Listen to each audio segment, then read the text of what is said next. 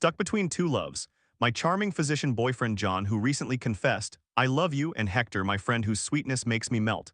Do I choose prestige and stability or a tender, caring connection? Each choice leads to heartache. What to do? Hello everyone, I am losing sleep over this situation. It is a long story and I am typing this out quickly, so I apologize for any grammatical mistakes. I truly need help. In 2023, I met a resident physician through a dating application. For the sake of this story, let us refer to him as John. When I met him, I believed I had found my future husband. He was very charming, exceptionally intelligent, and quite cultured. The idea of potentially bringing a physician into my family was exhilarating, and I felt I would make my parents proud as they highly value academic success. At the time I met him, he was applying for a fellowship in emergency medicine. Throughout the time I have known him, he has been very busy with his residency, working long hours, often away in other cities for his job, and I had few opportunities to see him in person. Nevertheless, we spoke frequently. He would give me every minute he could spare while grappling with a lack of sleep, not having a proper diet, and overall managing the mental and physical pressures of residency. Despite our closeness, John was unable to enter into a committed relationship with me due to the energy, time, and mental clarity constraints imposed by his residency, despite my strong desire for one. Every time I inquired about his perspective on our relationship's progress, he would inform me that there were aspects of our dynamic he needed to explore further before he could fully commit. For example, he often sensed a gap in maturity and experience due to our 4-year age difference, and he felt he was not able to be emotionally vulnerable with me. He was unsure whether this issue was specific to me or more general. He is an exceptionally intelligent individual and often mentioned that he had not been mentally stimulated in conversation, which is something he desired in a partner. He also conveyed that having a financially successful partner would be admirable. I am currently working in a job that pays $70,000 as a recent graduate. The characteristics he described for his ideal partner painted a picture that was often not me. John frequently characterized me as not his ideal woman and not the person he envisioned sharing his future with, leading him to feel the need to explore more about me. This exploration required me to push many personal boundaries. For instance, he wanted to engage in a sexual relationship as an act of emotional vulnerability and a means of feeling closer to me, particularly sex without protection. To me, sex is sacred, and I am uncomfortable with exploring it so openly, as I have always hoped to reserve those experiences for my future husband. Nonetheless, I engaged and made an effort to break these boundaries because I loved him and wanted to allow him the opportunity to fully explore his needs, hoping it would lead to his commitment to me. We maintained an uncommitted but implicitly exclusive relationship for just under 2 years. During this time, I deceived my friends by telling them we had stopped seeing each other, as they disapproved of my ongoing involvement in an uncommitted relationship and worried about my well-being, yet I still saw John in secret because I loved him. As the 2 years progressed, I started feeling burnt out from longing for someone who did not seem to reciprocate my feelings, and I gradually began to create distance between us. During the latter half of this period, I would spend time with my close-knit group of friends, one of whom is named Hector. Hector was introduced to my high school friend group through my friend Emily. Hector and Emily were in a relationship for 5 years until a couple of months ago when Hector abruptly ended the relationship. Over the past year, we discovered that Emily was undergoing a significant mental health crisis, during which she was periodically admitted to a mental institution. We learned that throughout their 5-year relationship, Emily had been secretly mentally and physically abusive toward Hector. He recounted instances of her hitting him one time while they were driving when she struck his face during a mental health episode, prompting onlookers to call the police. Additionally, Emily's mother is mentally unwell, and her family was facing severe financial difficulties, relying on Hector for financial support. At the time, Hector was merely a young undergraduate student, and his family spent over 50,000 CAD to assist Emily. This included paying off credit card debts bills and purchasing Emily multiple laptops and iPhones because she would destroy them during her mental health breakdowns. Hector felt like Emily's caregiver. During Emily's struggle, she distanced herself from the friend group, and her mother did not permit her to go outside due to paranoia. After the breakup, Hector, who had distanced himself during this tumultuous time with Emily, reconnected with the friend group, which was well received and brought us all closer together. Many of us tried reaching out to Emily to spend time together because we felt sorry for her, but the effort did not seem reciprocated as Emily claimed the outreach felt fake. Personally, despite being part of the same friend group, I was never particularly fond of Emily. I often found our interactions challenging, and she was difficult to converse with. Nevertheless, we maintained a superficial friendship due to our mutual friends and being in the same social space. A couple of months ago, Hector acquired a new condominium and frequently invited us over. This was an exciting development as he was the first person in our friend group to own a place, granting us a small amount of privacy and space to enjoy ourselves. We engaged in various activities, held parties, and formed many memories there. During this time, Hector and I began to communicate more and grew closer. Throughout our 5-year acquaintance, we had never spoken outside of necessity, making it feel as if I had discovered a new friend. We clicked instantly and bonded over shared interests, values, and backgrounds. Hector seemed like the male version of myself. During the 5-year relationship between Hector and Emily, I often admired how he treated Emily and how much he did for and loved her. I would frequently wish that my then boyfriend would do similar things, such as bringing flowers, asking me out on dates, and offering compliments. Suddenly, I found Hector doing sweet things for me. For instance, he would prepare coffee for me at 3 a.m. just because I mentioned wanting some. We would go to the gym together, dine out, and speak daily. One day, we both expressed the desire to go clubbing, something I had always wanted to do but could never coordinate with friends. And in a drunken moment, Hector revealed that he had feelings for me. I immediately declined as he had previously dated Emily, who was still part of my friend group for 5 years, and I felt that dating a friend's ex would be a profound betrayal, especially given that Emily was already undergoing a mental health crisis. I considered distancing myself from Hector after this, but despite wanting to, I found it impossible.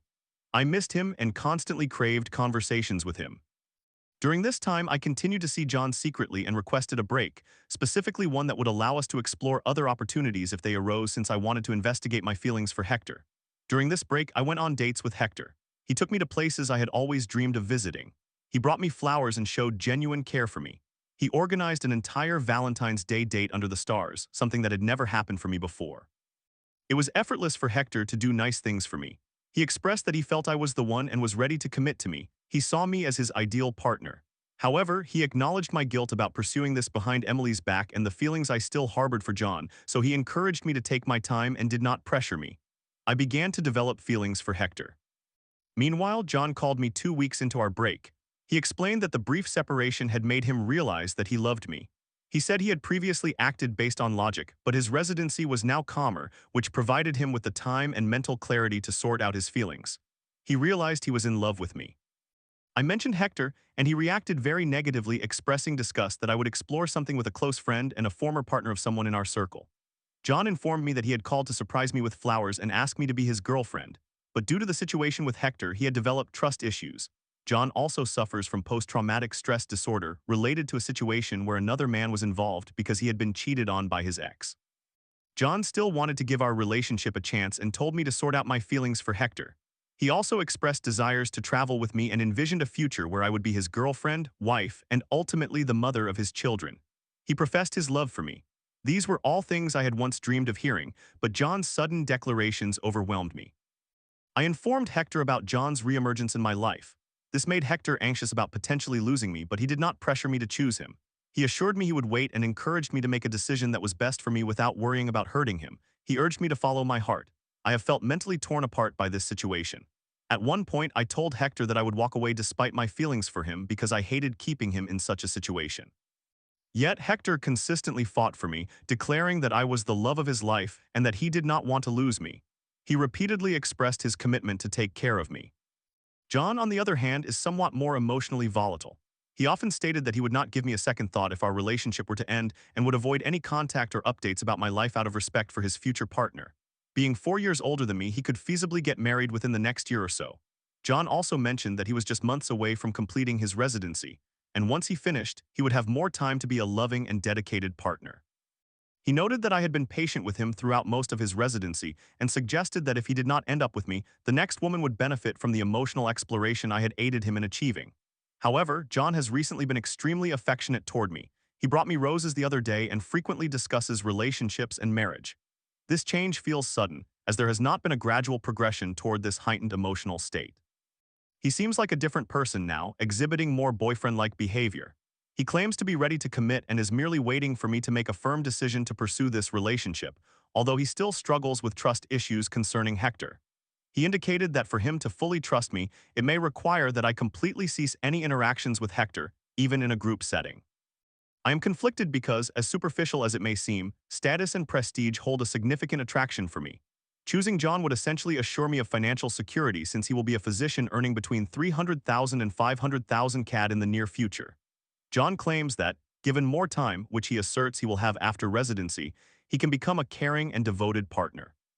The thought of presenting a doctor, who shares my cultural background, to my family and friends is something that would undoubtedly impress them. However, I am aware that, as a working physician, he will likely be busy and unavailable much of the time. I am continually in awe of his intelligence and look forward to our intellectually stimulating conversations. I often feel I can seek his advice, guidance, and alternative perspectives. Nonetheless, I find his highly logical demeanor and occasional lack of emotional insight challenging to navigate, as it often feels like I must argue to convey how I feel. On the other hand, Hector accepts me for who I am without requiring me to dismantle any of my boundaries. He readily organizes dates, comprehends me intuitively, and exhibits unwavering support, demonstrating a willingness to go to great lengths for my happiness. He trusts me completely, despite my situation with John, and is prepared to pursue a relationship as soon as I am ready. Hector hails from a loving and financially stable family, with a mother I know would love me unconditionally. His father is a senior scientist at a university and earns a respectable income. Hector is currently pursuing a master's degree and plans to obtain a PhD in a field related to artificial intelligence, predicting that he will eventually secure a well-paying job, potentially around the 200,000 mark. My parents are familiar with him since he was part of my friend group, and I believe they would appreciate him. However, I am concerned about the potential guilt of starting a relationship with Hector, given that he is the ex of a long-term friend, Emily, who is no longer integrated into our friend group. Hector and Emily were in a 5-year relationship and were well known in our community, which makes me anxious about the potential for drama and rumors regarding my actions as a perceived homewrecker among those unaware of the full history. Moreover, if Hector and I were to break up in the future for any reason, it could force our friends to choose between us, risking the loss of my closest friendships. While Hector is becoming more of a conversationalist, he does not challenge me intellectually in the same way that John does. However, Hector's ability to care and engage effortlessly is a significant advantage. I am caught in a dilemma because I have feelings for both men. I am profoundly afraid of regret. If I choose Hector, I worry I will later contemplate how John is treating his next partner well, and she will enjoy a prestigious and lavish lifestyle due to his financial success, despite my role in facilitating John's emotional growth. I am uncertain about how much trust John requires from me before he can fully commit. Conversely, if I select John, I would have to deal with the realization that Hector would also be incredibly loving and understanding with his next partner. Additionally, Hector would likely integrate his new partner into our friend group, and that is a situation I would need to navigate. Please provide any insight or guidance you might have now that you understand my situation. If you were in my position, whom would you choose? Story 2. My girlfriend keeps saying you don't love me enough, because I can't afford the lavish gifts she craves despite my constant efforts. I'm only 23 and struggling to build a business. After moving into our dream apartment, the complaints worsened. How much longer can I endure this? This is not my first post about this relationship on this account, but it essentially summarizes the issue. No matter what I do, it seems insufficient for my girlfriend. As I have increased my efforts, she has intensified the number of arguments and appears even more dissatisfied with me. I apologize for the length of this post. I tried to create a shorter summary, but even that ended up being somewhat lengthy. Summary. I cannot cope with my girlfriend's breakdowns and her claims that I do not love her enough and do not do enough for her. I try my utmost. I buy her flowers and her favorite drinks regularly, pick her up from work, drive her to various places, and so on. The more I do, the more she tells me I do not do enough. She insists that I should purchase more for her jewelry, clothing, a car, a house, etc. Even if I wanted to buy her all of those things, I could not afford them. Honestly, I feel ashamed of how little money I have been making in my business, yet I have been contributing 50% to our expenses and taking her on dates. She is growing tired of waiting for me to achieve success, despite my efforts to cover my share of the bills. She refuses to acknowledge that her breakdowns are a problem, as she believes all faults lie with me. If she breaks down and starts crying, claiming I hate her for not buying her more things, I feel entirely responsible because I hurt her. I am wounded in pain and unsure of how to move forward. Context. For context, we moved into a shared house about 8 months ago and spent 6 months living in a dreadful bedroom. It was genuinely miserable, and we argued frequently, but both of us attributed it to the unbearable living conditions. In December, I secured a wonderful single-bedroom apartment in the ideal location, at a great price, in a nearly new building. We can no longer use the living conditions as an excuse since this place has been our dream for quite some time. We would often walk past it and express our desire to live there. The first 2 months were challenging, with her complaining about every little issue such as dirty dishes and laundry. We argued about twice a week on average. I did not mind though, as I recognized my need to improve in those areas. Over the last 2 months, I have consistently worked on these issues. Now she has run out of things to nitpick. The arguments have not ceased, they have only intensified. Now she continually tells me how much of a failure I am, how I do not love her adequately, and how I do not do enough for her. She accuses me of not earning enough money and not purchasing her enough items. She insists that she loves me too much, that she is doing too much for me, while I am not doing enough for her. She fails to value the time I spend with her or the effort I contribute to our relationship. Instead, she places value only on the physical items I acquire for her, and she desires more. Finances. As an entrepreneur, my finances are not currently in the best condition, so I have to live frugally. I have yet to figure out how to earn consistently, as I may make a sale or two, but then face a month or two without any income, which is extremely difficult. Regardless, I still contribute my fair share financially, and I am genuinely weary of her remarks regarding my financial situation. Rent is split 50-50. Me? I pay for utilities, internet, and fuel. I have my own car. I pick her up from work 2 to 3 times per week, drop her off at university, and pick her up another 2 to 3 times weekly. I purchased a Costco membership for us to save money, and so far our food expenses have been reasonable. When we go on a date approximately once every month or 2 weeks, I usually cover most of the expenses, although I have to literally argue with her to allow me to pay, which is incredibly exhausting. Sure. She pays for the food since she enjoys cooking and wants to use specific ingredients, which costs approximately the same as utilities, internet, and fuel per month. She insists on dining out once a week, even though I believe we should refrain from doing so for budgetary reasons. I have expressed this to her. She pays for our Sunday meals out because she strongly wants to eat out. Gifts from me. I regularly buy her flowers when I pick her up. There are usually flowers on our table, so probably twice a month depending on how quickly they wilt, and I try to buy her favorite bubble tea fairly often. I consistently purchase her gifts for significant events and usually take her out on dates for those occasions, such as Valentine's Day, anniversaries, etc. The core of the problems. In summary, she continuously asks me how long she must wait for me to achieve financial success, as she wants me to buy her things, believing I am not meeting her needs right now. She frequently breaks down over what I consider trivial issues, such as when we do not go to every place she wants on a date or if I do not take enough pictures for her.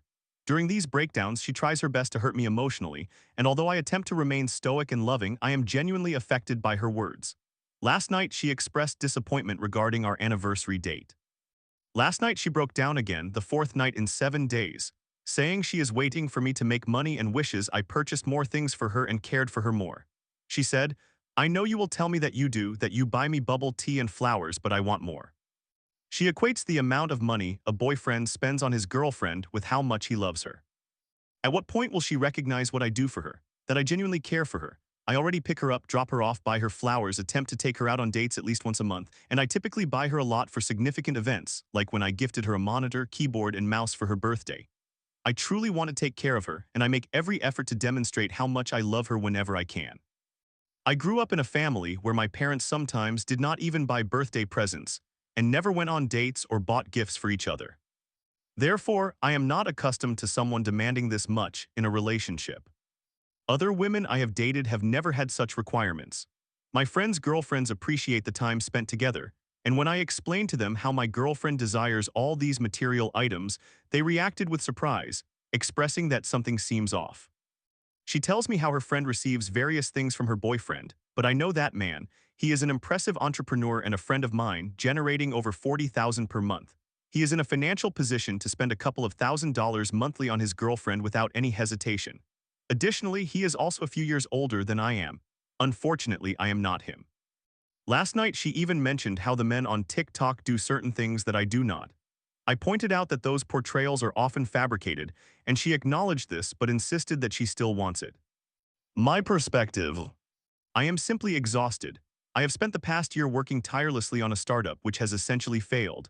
I currently have some leads for contract and freelance work and am exploring that option as I know I can generate income there with lower risk. However, even if I started earning a substantial income, I doubt it would change anything. I learned long ago that material possessions will never fill the void in your heart. If I buy her more, what is to prevent her from normalizing that and expecting even more later? At this juncture, I genuinely feel the impulse to accept a job in another city and leave. I feel hurt, in pain, and as though nothing I do will ever suffice. I received an invitation to apply for a reputable company in another city, and this situation has made me seriously consider applying. She is indeed a good person. She cooks for me and desires the best for me. We generally enjoy a fulfilling sexual relationship.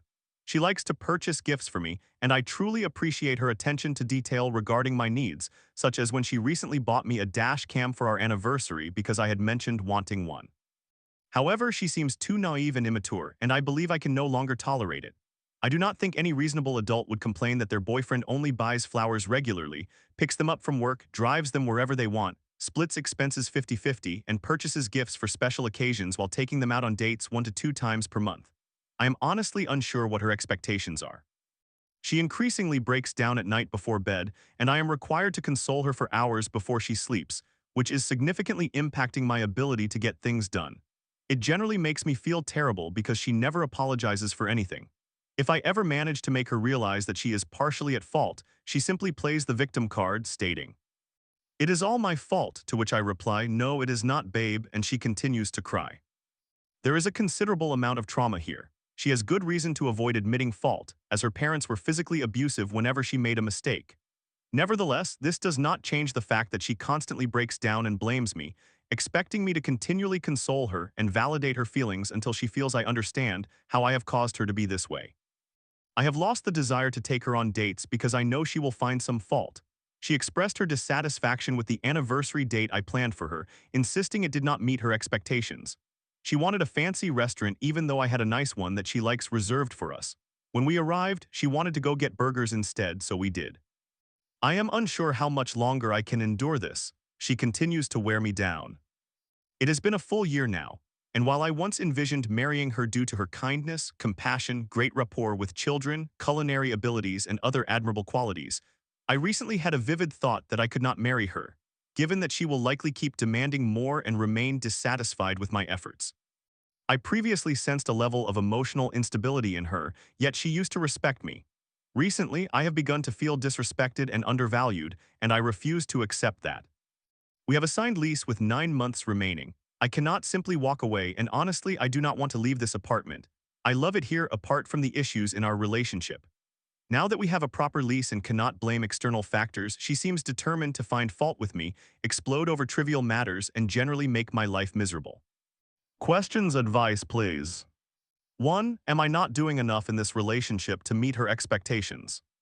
2. Is this my fault for not making enough money? I frequently hear that I am not good enough due to my inability to earn sufficient funds to buy her items, jewelry, house, car, clothing, etc. And perhaps that is accurate. 3. I am accustomed to being yelled at or witnessing tantrums directed at me, so I cannot discern if this is normal behavior that I should tolerate or if it is something from which I should distance myself. Any guidance would be greatly appreciated. I apologize for the lengthy post. Story 3. My boyfriend only shows consideration if I prompt him, which is frustrating. When I told him I was stressed about my mother flying in, his response was, "Sometimes you gotta take that risk." He still hasn't checked in. Is this love or just convenience? My boyfriend and I were dating each other for a year before we officially began our relationship. We have been in an official relationship for approximately 2 months now. We met through our mutual friend group. The last 2 months have generally been positive, but there are a few things he does that truly upset me, and everything came to a head this week. 1. When he invites me to an event, party, show, etc., since he makes music, he does not provide me with the details, location, time until the very last minute. The conversations typically unfold like this. "My friend is having a party that I am performing at. Please come." "I would love to. Where, when is it?" "I'll let you know next week." Then, as the next week approaches, if I do not ask for the details again, he will only inform me of the specifics on the day of the event. I find this extremely frustrating because I like to plan my week and I may want to do other things before the event. I cannot do that if I do not know when or where it is and how long it will take me to get there. I have to wait around and keep my day free. It is inconsiderate of my time. When it occurred the first time, I gave him some grace because I thought the event might have been poorly organized, so maybe the time and place were changing frequently before he could confirm with me. However, it has happened a few more times since then and has developed into a pattern. He did the same thing this week, so I confronted him about it when he came over on Thursday. I explained to him that I am the type of person who likes to plan ahead and schedule things in my calendar, so I find it inconsiderate when he informs me of the details at the last minute for the reasons mentioned above. I also mentioned that I know many of his events may shift times occasionally, so it's acceptable if he does not have the final confirmed time immediately. I just want a general idea. As long as he lets me know the location and a rough time frame when he initially invites me, not weeks later, that is sufficient for me. If anything changes, he can inform me then. He took it well, apologized, and said he would stop doing that. The way he initially apologized was somewhat strange, but I am unsure if I am reading too much into it. He said, "I'm sorry if I impeded your ability to make plans," in a somewhat insecure manner, so I responded by saying, "Well, if I want to book a workout class, I cannot really do that without knowing the time or location of where I need to be next." And that seemed to elicit a more genuine apology from him. He also apologized again the following morning before he left and texted me with the final confirmation of the time and location that day. 2. He does not do or say things to show me he cares unless I prompt him. This is the most confusing aspect for me. When he comes over or we go out together, just the two of us, he is a great boyfriend. He is attentive. He is happy to do things for me like picking up drain cleaner when my sink is clogged or snacks and pads when I am experiencing premenstrual syndrome, etc. Although my friend pointed out that he only does these things if and when I specifically ask him to, he does not think to offer or do them without being asked. For instance, if I am in pain from severe cramps, he will not ask, "Can I get you anything?" Instead, I will ask him to get me some ibuprofen, and then he will. However, he also wrote a song about me and performed it for me at a show, so I am uncertain. Regardless, the event that occurred this week that was extremely upsetting also happened on Thursday. That night, while we were talking in bed, I had an instinct not to share this with him, but I pushed through it because it is the type of thing that I want to be able to confide in a partner. I told him how I was really stressed throughout the week because my sick mother, who has cancer and many health issues, is flying into the country, a 12-hour flight to visit my nephew, and I was concerned about her safety for several reasons that I will not go into here, but I explained them to him. His response was quite dismissive and actually made me angry because it sort of missed the point of everything I said. He said something along the lines of, "Well, sometimes you have to take that risk if you want to see your people." However, the main point behind why I was stressed all week was that I had no way of knowing if these were valid risks or if I was being overly anxious because I was in an echo chamber of a lot of fear-mongering news, which is precisely what I told him almost word for word. I was too upset to say anything productive after that, so I just changed the subject and we eventually went to sleep. The next day, Friday, which is the day my mother arrived, he did not even think to ask me, "Hey, did your mother arrive safely?" A common courtesy that I would extend to an acquaintance, let alone someone I profess to love. He has not checked in with me at all about it, and it has been 3 days since my mother arrived. 3. He does not involve me or share plans with our friends. So this was the final straw that made all my feelings bubble to the surface. For context, my boyfriend and I are part of a close friend group made up of both men and women. He was friends with them from college, and I was introduced to the group when I relocated to the city because one of my very close friends, Anna, 27-year-old female, is part of the original college friend group. I actually met him about a year after meeting all the women. Thus, I have been friends with these individuals for 3 to 4 years now, and I often go on trips with the women in the group. I had an extremely difficult day on Friday. Work was stressful, my sister was irritating me, and I was waiting for my mother to arrive safely, etc. I texted him to say that I had an awful day at work, and he responded with, "Aw, you got this, and I owe you the biggest hug and kiss on Sunday when I see him at his event." That was all he said. Anyway, I was planning to stay in on Friday because I was busy with plans on Saturday and Sunday, but since I had such a bad day, I decided to text Anna to see what she was doing. I assumed my boyfriend was busy with other plans because he did not say anything other than that we would see each other on Sunday. I did not think he would be hanging out with our friends without mentioning it to me. He also never inquired about what I was up to this weekend, even though I asked him. The only thing he told me was that he was attending a friend's performance on Saturday and his own show on Sunday, with no mention of Friday. So Anna said she was getting drinks with 2 other girls from our friend group and suggested that I join them. I agreed, assuming it was just a girls' outing since she only mentioned them. For whatever reason, I ended up skipping it, but that night I received a message from one of our other friends, Adam, 27-year-old male, containing a picture of him and my boyfriend accompanied by Adam's message, "Miss you." All I could manage to say was, "Aw, miss you," but my immediate reaction was, "What the heck?" Because I know if Adam and my boyfriend are together, they must be with the girls. They are not close enough to hang out just the 2 of them. Adam is closer friends with me and all the women. For context, Adam is gay, so please do not make any assumptions about him liking me. The next day, I messaged my boyfriend to ask what he was up to the previous night, and he said he had gone out with the crew to the bar that Anna told me to come to, and I replied, "Oh lol, I was planning to go to that too but decided to skip it." The thing is, if I had chosen to go, this would not have been the first time I walked into a gathering and was surprised to see my boyfriend there. It has happened before, and I do not understand why he does not think that is extremely strange. Every time I know about a plan with our friend group that is not specifically a girls' outing, I mention it to him, because why wouldn't I? I even inform him about the girls' night plans because he is my boyfriend, so of course I want to share what I am doing with him. For some reason, however, he does not do the same. Actually, he will mention plans he has with other people that are just his friends, but somehow he forgets to communicate the plans with our friends. It is odd, inconsiderate, and upsetting. This is not how I believe someone who cares about me should act. Even my friend Adam thought of me in that moment and sent me a message because I was not there, my own boyfriend did not. I have no idea why he would behave this way. Am I supposed to ask Anna if she knows whether my boyfriend will be present? Our friends are all incredibly supportive of our relationship. They wanted to throw us a party when we finally became official. Some of the women even told me that I could do much better when I first started dating him a year ago, but he is unaware of that because I would never tell him and potentially hurt his feelings. 4. Some additional things he did or said this week that rubbed me the wrong way, considering everything else. He came over on Thursday so we could watch the finale of Severance.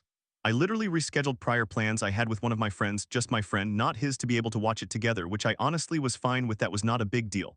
However, he comes over, we watched the show, it was amazing, and I tried talking to him about it, but he eventually goes quiet because he is texting. I inquired, "Oh, are you texting Cassie about it?" 27-year-old female in our shared friend group that he talks to about Severance, and he replied, "Yeah." I do not believe there is anything inherently wrong with that. I also enjoy hearing Cassie's theories, but it is just that I am right in front of him and he came to watch the show with me, so why can he not discuss it with me and then text Cassie later, instead of us just sitting in silence? I would have preferred to hang out with my friend and watch the show by myself if I had known that would be the case. I mentioned some very tentative plans that Cassie suggested the week before at a happy hour to which I invited everyone, including my boyfriend, of course, but he did not attend because he was tired. He reacted strangely about the potential plans, saying, "I don't think I am going to come, especially if I wasn't invited." I had to reassure him that they were just casual plans that Cassie mentioned while we were drinking, and that I was sure he was invited. I did not communicate this to him, but I thought, I am literally telling you about the plans, does that not mean you are invited? However, I suppose because it did not come directly from Cassie, he felt excluded. I constantly had to reassure him that these were merely loose last-minute plans that might not even happen, which they did not, and that his friends love him, so he would obviously be invited if the group followed through. We were texting about our plans for Sunday, and I asked him if he wanted to come over or have dinner after his show, to which he responded, "I can do dinner. I need to focus on a lot of self-improvement and important things next week, so this weekend is the last time I can mess around." I simply responded with okay and chose a restaurant with him, but I really did not like the way he phrased that. The manner in which he said it makes me feel as though that is how he views me and our relationship.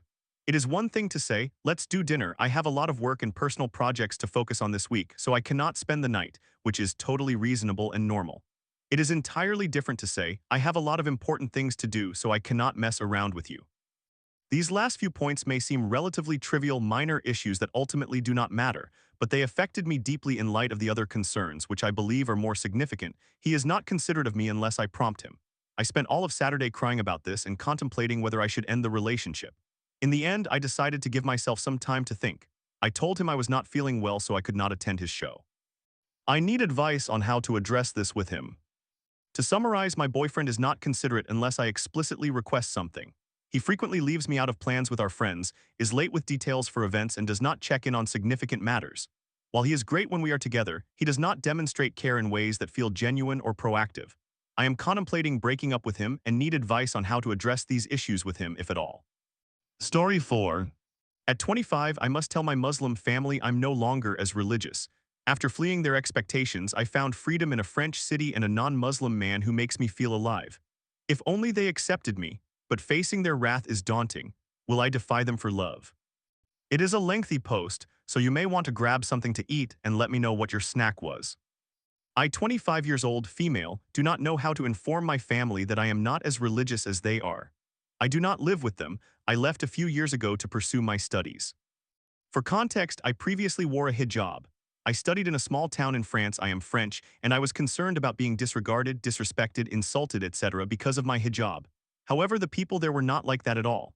They were very kind, whether they were students, professors, residents, or community members, except for Muslim individuals outside of my engineering school. I have received comments and blatant stares from Muslim men, especially when I was with my friends. I converse with everyone, regardless of their race, sex, gender, religion, or even their favorite anime, whether they pour milk before cereal or anything else. As long as we connect respectfully and do not hurt each other, I do not care about what people do with their bodies and their hearts. I wish that others would treat me the same way, particularly other Muslims, but they do not. One night, I was followed by a group of Muslim men shouting Astaghfirullah because they saw me speaking to another male student in front of the school. I was on the student council, and it was normal for me to talk with everyone, especially with that person who needed assistance. I took refuge in a nearby park and they passed by me. Being black helped me remain hidden in the dark. I am joking, laughing. I ran toward my apartment and had to pretend everything was normal in class the following morning. I could not discuss it with my other friends because I did not want to worry them, and I tend to keep negative experiences to myself. Before and since that incident, there have only been 3 Muslims in my group of friends, as we share similar points of view and I feel safe around them. When I reflected on my hijab, I never imagined that one of the main reasons for my decision to remove it would be the reactions of Muslim people. Of course, it was my choice, just as wearing it had been my choice. But now I can walk among people without feeling like a target, without feeling stares, and without having others expect me to behave in a particular way. My mother asked me when I began my studies if it might be better for me to remove my hijab. She wears one herself but was concerned that I would be an outcast among the students. Fortunately, she was mistaken, at least regarding my studies, though not on the streets.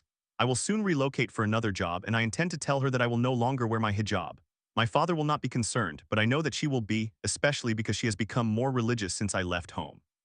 She will likely ask me to return home to another city in France since she expected me to do so after my studies or to marry so I will not be alone. But I will tell her no. During my studies, I met a Muslim man and we were interested in one another. We both wanted to discuss it with our parents, and I remember how stressed I was that weekend. Not because I would tell my parents I might have found someone, but because he is not from the same ethnicity and was not chosen by my parents. The fact that he was Muslim and that we liked each other should have been enough, but despite my love for my parents, they are religiously hypocritical in some inexplicable ways, as I surely am for some things. Fortunately, a friend sent me screenshots of his comments on some Instagram posts, and it simply disgusted me. He was the type of man to seek a good Muslim woman, but would follow and like posts of less modest women while criticizing hijabi women for doing far less. So I simply forgot him and postponed the day when I would introduce someone to my parents, fully aware that they would never approve of them. Because they are not looking for someone I will love, but for a son-in-law they will love. Not once have I ever met a Muslim man who matches my beliefs and viewpoints. The more time passes, the more I confront the fact that every man who was genuinely attracted to me and to whom I was genuinely attracted was not Muslim, even when I was wearing a hijab. I am not opposed to this as long as we agree on the things that are important to me. And as strange as it may sound, he does not need to be Muslim for that. I met someone this year. He is kind, I can laugh with him, he is attracted to me and I am attracted to him. He is intelligent, listens, is patient, and has the cutest smile I have ever seen. When he smiles, I could look at him for too long as I fear he will see how much I love him. The issue is that he desires something serious and I want that too, but for him that means meeting the parents soon. Very soon. He wants to date with marriage in mind or to marry when he and his partner are financially stable. We are not officially dating despite the attraction. To be honest, neither of us is in a good position to date right now, we both know that. We fear that dating will lead to failure for him because of distance and for me, my family, and that we will be hurt more than we already are. We need to resolve issues in our respective lives first. Both of us need to relocate. For me, among these issues is speaking with my parents. As terrible as it sounds, if he were Muslim, I could pressure my parents to accept him as they would be at fault. But he is not. My father is older and my mother is fragile. They would likely suffer a heart attack before they could disown me. I may sound heartless, but I believe I could manage being disowned by them. There are some relatives with whom I must communicate because they are family, but I despise them. It would be easy regarding those relatives. It is just my younger siblings who will be deeply saddened, and my parents would become laughingstocks. I am not concerned about my safety because I know my parents would not react well. My half-sister from my father's side went through this before she returned a few years ago, and my father chose to ignore her existence during that time. My mother would be completely devastated. She would undoubtedly send her friends and family to call and try to persuade me. From what I have mentioned previously, it may seem that I would undertake all of this for a guy I am not even dating. However, even if I do not end up with him, the same scenarios would unfold if I inform them that I am no longer as religious as before and do not wish to return home. I am not certain he is necessarily the one, but I know that the one might not be Muslim and likely will not be. My family is not prepared for that. Returning to this particular individual, he is an atheist, but he desires a traditional wedding, the groom waiting for the bride with the groomsmen, wedding vows, a party, etc., and I would like that as well. However, just thinking about what others would say about my family is already overwhelming me, because there will be no one on my side except for friends and it will be sad. I recently hugged him. We cannot see each other very often. I melted in his arms, feeling as though he was everything. I want him to be my everything. He told me that he wanted me to be his everything too, that he wanted me. I cannot stop crying since I left him that day. I have only two options. Either I fight against my family for him and for myself, or I let him go if I do not have the strength for it. I do not know what to do. For now, I will focus on completing my taxes, but I needed to express this from my heart.